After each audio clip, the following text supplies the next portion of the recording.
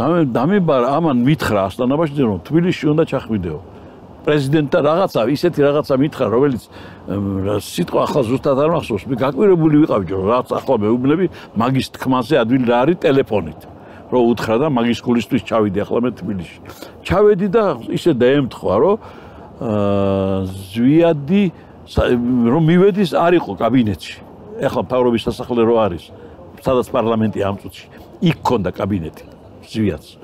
და არ იყო წასული თაწმინდაზე მერაბ კოსტავას საფლავზე იყო მანქანით და სვეტათი, თავისი ამალით წასული იყო სასაფლაოზე.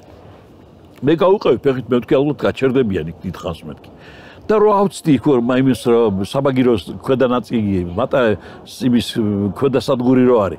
იმას რო გაცდები და უკვე მარტო სასაფლაოსკენ, პანთეონისკენ მიდის გზა, იქ რო წავედი 1-200 მეტრი, იქიდან დავინახე რომ კორტეჟი მოდის. მივხვდი ახლა თავისთავად ცხადი, ახლა მომიწევს უკან ჩაბურნება და გაჩერდა რომელიღაცა. დამინეთყობა მიცნო თვითონ და ჩამისვეს მანქანაში და ისე პირდაპირ ავედი კაბინეტში. გამესაუბრა რაღაცა აბსოლუტურად არ უხსენები არაფერი, მივხვდი რომ გასაცნობად ასე. პირადად რაღაცები მკითხა, სად დავამთავრე, რომელი დავამთავრე, სად მუშაობდი. მე ერთგვარი მონაწილეობა მაქვს მიღებული თამბაქოს ფაბრიკაში მუშაობის დროს, მერაბ კოსტავასთვის სიგარეტი მაქვს გაგზავნილი. ციხეში? ხო. მერაბ კოსტავას დედის სახლში ბინას ქირავობდა ჩემი ძმისშვილი გოგონა, სტუდენტი. უნივერსიტეტის ბიოლოგიური ფაკულტეტის სტუდენტი იყო, სხვათა შორის თანაკურსელი თუ თანაჯგუფელი ზურაბ ჟვანიასი, ნარგული, ჩემი ძმისშვილი, უფროსი ძმისშვილი და ოლია დეიდას ხო ვიცნო ძმისშვილს ახლა თბილისში აჭარელი კაცი ხო არ დავტოვებდი უყურადღებოდ. კვირაში ერთხელ აუცილებლად მივიდოდი ვნახულობდი როგორ არის, თვითონაც მოვიდოდა ჩემთან და ვიცნობდი ოლა დეიდას. და ნარგული მთხოვა რომ ოლა დეიდა აბზადებს პერედაჩს იმას დასაღებად და ორჯერ იყო მგონი, ორჯერ გაგზავნილი მაქვს სიგარეტი. მოუყევი ეს ზვიადის. ამას გარდა ნარგულის მეშვეობით, იმიტომ რომ მერაბის დედა რახალთან რაღაც ცხოვრობდა, მაგენის ხელნაწერი ჟურნალი ყველა მაქვს არალეგალური ჟურნალი ჰქონდათ.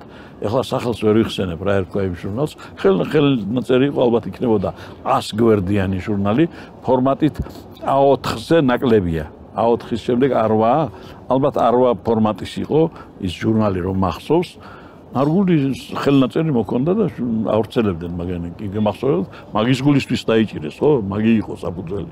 მერაბი და ზვიად გამსახურდია რომ დაიჭირეს და მე რაც მოხდა დანარჩენი. ანუ ზვიადი დაგნიშნა. ზვიადმა დამნიშნა. მე ვფიქრობ დამნიშნა, იმიტომ რომ ამ ასლანის არჩევის დროს დაინახა რა უნარი მაქვს თქვათ ლექსიკის კამათში გამოსვლის არგუმენტირების, ჩამოყალიბების საკუთარი აზრის, ოპონენტთან ურთიერთობის, რა ვიცი, რაც დაინახა. თბილისში როგორ ბათუმში როგორ დაგვხვდათ ასლანი? ახალ მისი ნათესავი გაათავისუფლეს და თქვენ დაგნიშნეს. ამას დისკმარი და მან გამაგზავნა უკვე მისი მხარდამჭერი ვიყავი კაცო. მას ღიად ჩემზე უარს პრაქტიკულად ვერ იტყოდა, მას ზვიადს ასე სპონტანურად რო ეთქვა. ასლანას აზრადაც არ მოუვიდოდა რომ თენგიზისთვის მხარი არ დაეჭირა.